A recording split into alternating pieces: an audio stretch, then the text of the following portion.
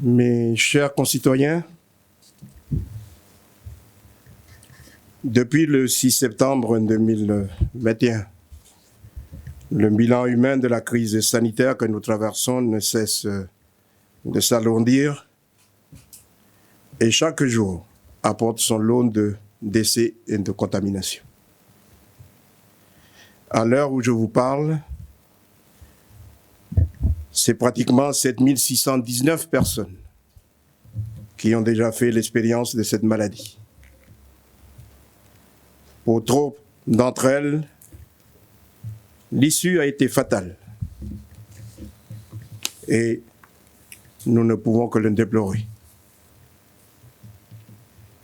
En 20 jours seulement, 129 de nos compatriotes ont été fauchés par la Covid, dont 10 depuis hier. Ce sont tous des grands noms de familles et de personnalités de notre pays. Je tiens aujourd'hui à témoigner aux familles qui n'ont pas pu honorer leurs défunts dans ce que sont nos traditions dans notre pays. Toute la solidarité, toute la compassion et les plus sincères condoléances du gouvernement collégial de la Nouvelle-Calédonie en ces circonstances douloureuses. Le virus s'est répandu sur tout le pays. Personne n'est épargné.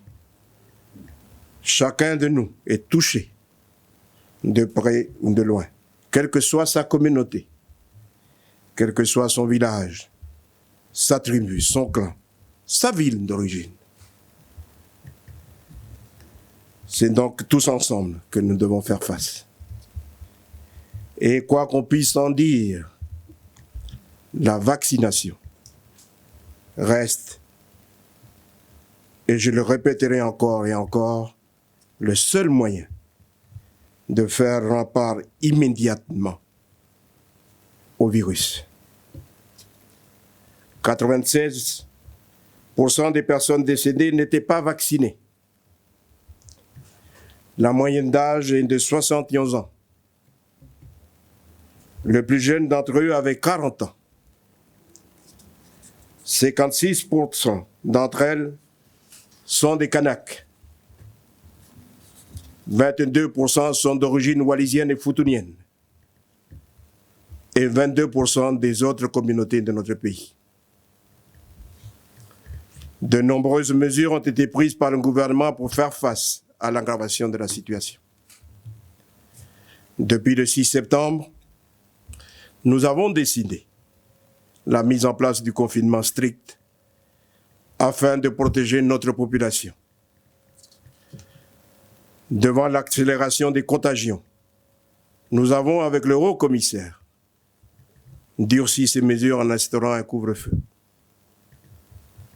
Ces mesures nous ont permis de ralentir considérablement la circulation du virus, grâce à votre implication et au respect des consignes.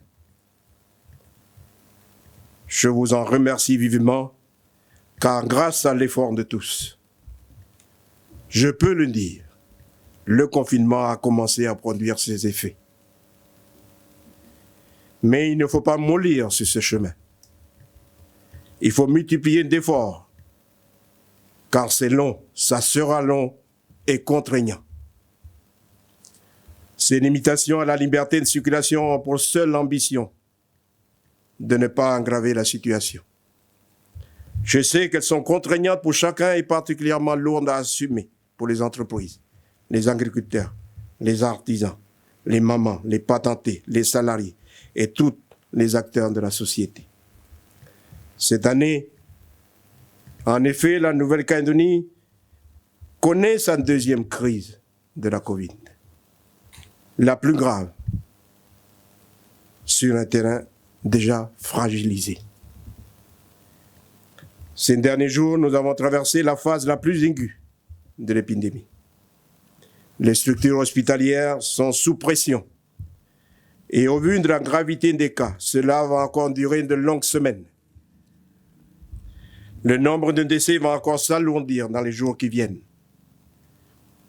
Fort heureusement, le nombre de guérisons augmente et concerne aujourd'hui plus de 4300 personnes.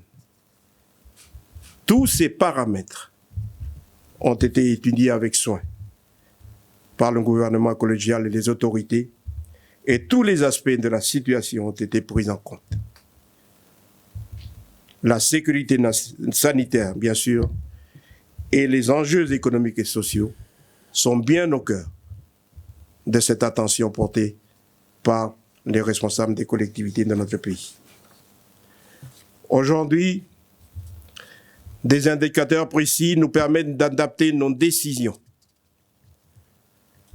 Le premier indicateur d'entre eux est le taux d'incidence, celui qui permet de mesurer la vitesse de circulation de l'épidémie. Il était de 1200 pour 100 000 habitants au pic de la crise, il y a une dizaine de jours. Il est aujourd'hui redescendu à 588. Mais c'est encore trop élevé. La tendance est pourtant sur la bonne pente. Il nous faut absolument la consolider. Le second indicateur déterminant pour l'avenir, car le seul en mesure de donner une durabilité à notre effort, est le taux de vaccination. Celui qui est nécessaire pour être protégé des formes les plus graves de la maladie. Depuis le début de la campagne, 91 900 personnes bénéficient d'un schéma vaccinal complet, soit plus de 34% de notre population. La population totale. Il reste 46 300 personnes à convaincre à se faire vacciner pour atteindre notre objectif de 85% de la population vaccinable dans les plus brefs délais. 150 390 personnes ont reçu une première dose, soit presque 65% de la population vaccinable, soit les plus de 12 ans. La vaccination a fait de larges progrès dans toutes les communes de notre pays. 17 communes sur 33 ont dépassé les 50% de personnes vaccinées. Quelques grandes communes doivent continuer à accentuer leurs efforts et c'est l'objet de toutes les attentions du gouvernement de la Nouvelle-Calédonie, de la province sud et de la province nord. Notamment dans le Grand Nouméa, d'Imbert et Païta qui peinent à dépasser les 40%. Et dans le nord, la zone VKP et la commune de Pointe-Dimy. À tous ceux qui hésitent encore, le gouvernement vous demande de prendre conscience des risques que vous encourez, de ceux que vous faites prendre à votre entourage, à vos familles, à vos enfants, à vos collègues, à vos amis. Le troisième indicateur fondamental, c'est celui dont l'évolution détermine la sortie du confinement. C'est le dépassement de la capacité d'accueil en service de réanimation. Cette saturation est certainement la contrainte la plus difficile à gérer, car psychologiquement dur pour les équipes en place. Nous arrivons à le gérer grâce à l'ingéniosité, la compétence et le courage de notre corps médical et le soutien de ceux que nous remercions qui sont venus de métropole, avec le soutien de l'État pour nous aider. 56 lits de RIA sont aujourd'hui occupés. C'est très au-delà de ce que peut supporter l'hôpital. 281 personnes sont prises en charge en unité Covid. 153 sont sous surveillance médicale dans plusieurs hôtels. Ces données vont rester élevées dans la semaine qui vient. Elles sont déterminantes dans notre prise de décision. Sur la base de ces indicateurs, nous avons consulté les experts locaux et les responsables des institutions tout au long de la semaine. Devant le risque encouru au nom du gouvernement collégial, nous avons décidé, avec le haut commissaire de la République, de prolonger le confinement de la population pendant 2 semaines supplémentaires, en 2 phases. Les règles de confinement strict restent les mêmes jusqu'au 10 octobre inclus. En fonction de la situation qui sera observée la semaine prochaine, ce confinement strict pourra être adapté pour la période du 11 au 17 octobre inclus. Des aménagements pourront être envisagés pour certaines activités économiques et sociales, avec une reprise progressive de l'école. Sur ce point, je tiens à souligner le travail réalisé en concertation avec les 3 provinces et toutes les communes de la Nouvelle-Calédonie et tous les acteurs de l'enseignement qui se poursuivra toute la semaine prochaine pour préparer au mieux une éventuelle rentrée scolaire dans des conditions de la situation sanitaire que nous aurons en ce moment-là. Ce confinement adapté pourra être mis en place à la seule condition que les 3 indicateurs de référence évoluent favorablement. Nous nous concertons actuellement, par ailleurs, pour la mise en place d'un pass sanitaire dans tout le pays, un outil qui pourra permettre l'accès à certains lieux aux personnes complètement vaccinées. Cela pourrait concerner, par exemple, l'accès aux restaurants, aux centres commerciaux, aux vols intérieurs, etc. Mais aucun relâchement n'est possible dans cette période critique. Notre objectif est d'éviter le phénomène de rebond qui pourrait signifier une reprise de l'épidémie qui saturerait encore les services de réanimation et qui constituerait une difficulté importante compte tenu du fait que nous avons vécu 2 crises sanitaires durant l'année 2021. Je le répète, aujourd'hui, chaque déplacement inutile, chaque contact non essentiel est susceptible d'accélérer la circulation du virus. Je vous demande de respecter donc les gestes barrières, de porter le masque et de vous tenir en distance les uns des autres. Ces mesures simples, mais très efficaces, doivent impérativement être respectées. Je vous demande de vous faire tester dès les premiers symptômes. N'attendez pas d'être affaibli par la maladie pour prévenir votre médecin. Les moyens ont été mis à votre disposition pour vous faciliter ces contacts. Plus vite vous serez pris en charge, plus grandes seront vos chances. Enfin, je vous demande avec force, avec insistance, d'aller vous faire vacciner. Pour vous, pour nous tous, pour le pays et pour notre avenir, nous avons ouvert la possibilité d'accéder à d'autres types de vaccins dans cette phase nouvelle que nous abordons. J'appelle tous les acteurs économiques et sociaux, les autorités politiques, administratives, coutumières et religieuses de la Nouvelle-Calédonie à soutenir l'effort que nous devons fournir pour atteindre notre but, un niveau de vaccination suffisant pour éviter de nouvelles phases de confinement et surtout pour sauver des vies. Il nous faut atteindre ce fort taux de vaccination pour envisager un retour progressif et durable à une vie normale. C'est impératif, incontournable et incontestable aujourd'hui. À ce titre, je tiens à dire mon incompréhension face aux demandes de manifestation contre l'obligation vaccinale ou le pass sanitaire. Comment pourrions-nous ouvrir nos écoles si dans le personnel enseignant, beaucoup de personnes ne sont pas vaccinées? Ces rassemblements sont, à mon sens, irresponsables. Ils ont pour conséquence de dresser les Calédoniens les uns contre les autres, quand seule l'unité dans des moments aussi graves doit nous servir pour sortir de l'ornière. Soyez assurés que le gouvernement collégial, toutes les institutions du pays et le haut-commissaire sont à pied d'œuvre tous les jours, 7 jours sur 7, depuis le début de la crise. L'État a mobilisé des moyens colossaux pour nous venir en aide et je l'en remercie chaleureusement. À vous tous, chers concitoyens, j'adresse également mes plus vifs remerciements pour vos efforts.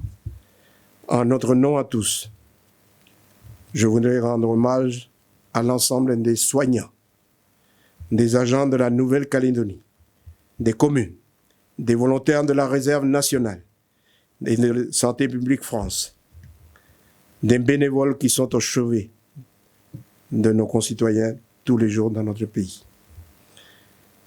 Je demande à chacun de faire sa part en respectant les consignes, à chacun de prendre sa part de responsabilité et de courage.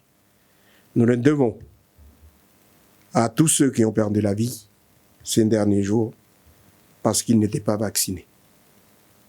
L'unité et la solidarité dans l'épreuve doivent être les maîtres mots de notre engagement à partir d'aujourd'hui. Je vous remercie.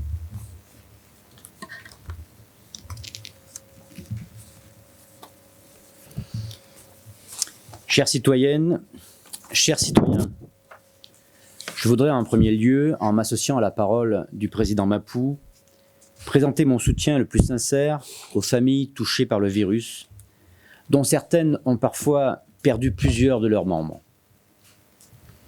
Comme je vous l'ai déjà dit, l'État paie aussi un lourd tribut avec 2 décès parmi nos agents du Haut-Commissariat. Je remercie leurs collègues pour l'élan de solidarité, de générosité dont ils ont fait preuve envers les familles des défuntes. Le terrible bilan qui vient de vous être présenté témoigne de l'ampleur de cette crise sans précédent en Nouvelle-Calédonie. Toutefois, ce bilan aurait pu être plus terrible encore si les restrictions sanitaires n'avaient pas été aussi bien respectées. Je n'ignore pas pour autant que ça et là, quelques irréductibles continuent à vouloir jouer les troubles faits, par défi, souvent, individualisme, tout le temps, par bêtise, surtout. Aussi, je vous remercie pour les sacrifices que vous faites depuis plus de 3 semaines. Quand je dis vous, je pense aux citoyennes et aux citoyens que vous êtes, mais aussi à l'ensemble des acteurs économiques, entreprises ou indépendants, qui sont inquiets pour l'avenir et sont solidaires des efforts à consentir. Je leur dis bravo et je leur dis encore merci. Les chiffres qui m'ont été transmis par les forces de l'ordre, dont je salue l'immense travail, attestent du civisme des Calédoniens. Sur les presque 100 000 contrôles spécifiques aux mesures sanitaires effectués depuis le 7 septembre dernier, seuls 4,5% d'entre eux ont fait l'objet d'une verbalisation, dont la moitié pour un défaut d'attestation et 1 sur 5 pour non-port du masque. J'encourage chacune et chacun d'entre vous, dans la continuité du prolongement des restrictions annoncées par le président Mapou, à faire que ce chiffre reste le plus bas possible. Le respect de ces mesures est la seule arme dont nous disposons pour ralentir la circulation du virus et désengorger les services médicaux du territoire, mais aussi envisager le plus vite possible la diminution des restrictions. S'agissant des renforts sanitaires en provenance de métropole, un deuxième contingent de la réserve sanitaire sera déployé dès la semaine prochaine et s'ajoutera aux 174 professionnels de santé déjà sur le terrain. Ces 103 renforts supplémentaires seront répartis dès le 5 octobre sur l'ensemble du territoire en fonction des besoins locaux. Je salue l'investissement de toutes les équipes soignantes, mais aussi des équipes administratives et techniques, de l'ensemble des plateformes hospitalières, comme de l'ensemble des personnels de l'ADAS et de la sécurité civile, qu'ils en soient ici publiquement et très vivement remerciés. La solidarité nationale durera autant que nécessaire. À ce titre, l'État apportera son soutien plein et entier au gouvernement de la Nouvelle-Calédonie et chaque fois qu'il en exprimera le besoin. Pour les zones difficilement accessibles du territoire, par exemple, afin de soutenir au plus près la vaccination de ces populations. Ce sera encore le cas dès demain pour les habitants de Marais, où le service de santé des forces armées en Nouvelle-Calédonie viendra en appui du personnel médical sur place afin d'administrer notamment la deuxième dose de vaccin à plus de 300 personnes. Dans une telle crise, le travail extraordinaire accompli par l'ensemble des personnels de santé, tous métiers confondus, ne suffit pas. Celles et ceux qui sont au quotidien au plus près des malades ont besoin de vous pour être le plus efficace possible et sauver le maximum de vies. Je m'associe au président Mapou, aux membres de son gouvernement, comme aux participants de la direction des opérations quotidiennes, mais aussi à l'ensemble de leurs administrations, et appelle celles et ceux qui n'auraient pas encore été vaccinés, qui n'auraient pas encore imaginé vouloir ou pouvoir le faire. Je leur demande d'aller se faire vacciner sans délai, soit dans un centre de vaccination, soit auprès des professionnels de santé autorisés à le faire, comme les infirmiers, les médecins et les pharmaciens. Quand nous avons plus de 120 morts, plus de 110 morts plutôt, et que plus de 93% d'entre eux n'étaient pas vaccinés, c'est bien la maladie qui tue, pas le vaccin. Je salue aussi l'investissement des maires, des chefs coutumiers, des présidents d'aires et de l'ensemble des membres du Sénat coutumier pour leur action volontariste, minutieuse, auprès de l'ensemble des tribus et des clans. Je sais que la vaccination là-bas avance et avance vite. Qu'il en soit ici aussi très vivement remercié. Le taux de vaccination de la population sera d'ailleurs un des éléments qui permettra d'apprécier dans quelle mesure il sera possible d'alléger les restrictions sanitaires. Plus nous serons nombreux à faire preuve d'altruisme, plus vite nous serons récompensés par un retour à une vie normale. La semaine qui arrive sera évidemment déterminante. Pour celles et ceux qui en douteraient encore, mon rôle n'est pas de restreindre la liberté, mais bel et bien de protéger. C'est pourquoi je vous encourage encore à soutenir vos efforts et à maintenir intacte la responsabilité et la solidarité dont vous faites preuve. Mais je sais que vous aspirez toutes et tous à avoir un indicateur, une petite lumière au bout du couloir. C'est pourquoi je souhaite qu'avec les membres du gouvernement de la Calédonie, mais aussi les membres ou les participants de la direction des opérations, nous puissions regarder bientôt quels seront les indicateurs, quels seront les seuils à partir desquels nous pourrons individuellement et collectivement retrouver peu à peu une vie normale. Mais sachez que pendant encore plusieurs mois, la vie ne sera plus comme avant. Elle sera forcément différente. À nous, tous et toutes, par notre élan, par notre volonté d'accompagner celles et ceux qui n'ont pas encore pensé ou voulu se faire vacciner, d'y aller rapidement, afin que les 70 ou 80% de personnes vaccinées nous permettent d'aller vers une immunité collective. Merci beaucoup.